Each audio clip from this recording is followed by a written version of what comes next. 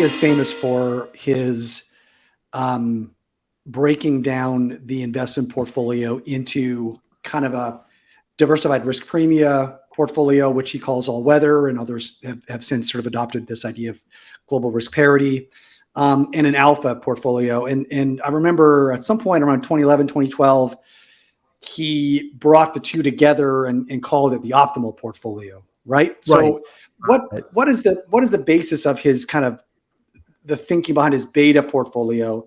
And then maybe we'll get into some of the data that that Bridgewater keeps a close eye on, for example, to inform their macro trading. But let's start with the beta first. Sure.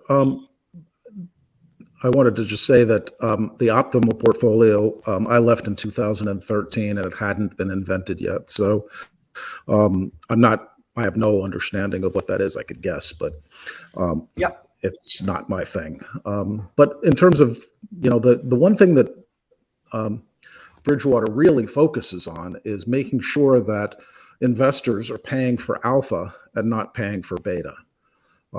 And so they have two products, one that is literally defined as pure alpha, and the other is their beta product, which is, as you mentioned, their all-weather product.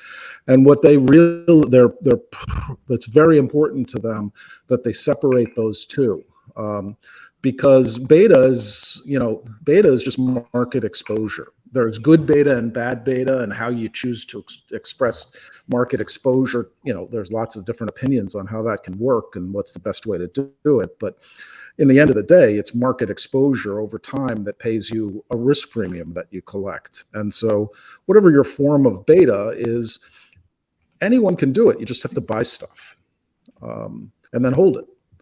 And you shouldn't pay for that. Bridgewater has a in basis points fee for its all-weather exposures. It's a bit sophisticated, but nonetheless, it is that. It is just trying to own assets and collect risk premium. Alpha is a completely different thing. Ignoring for the moment non-economic players who participate in markets, alpha is only gotten by taking somebody else's money. You can't get alpha from the market. You have to get alpha from someone, and that person has negative alpha. And so it's a zero-sum game. And I mentioned that there are some non-economic players out there that perhaps provide alpha, like the Federal Reserve and currency intervention and a variety of other, not directly, well, let's just say this.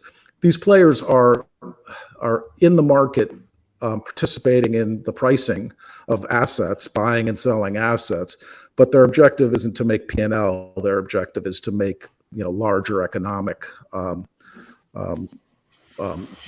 effects. So they're trying to achieve political objectives, right? And they don't mind if there's monetary short-term losses. Right. And so they can provide alpha, but in the end, it's taking from somebody else. And that person is really smart and trying to eat your lunch just as much as you're trying to eat theirs. And so staying ahead of the game is the game.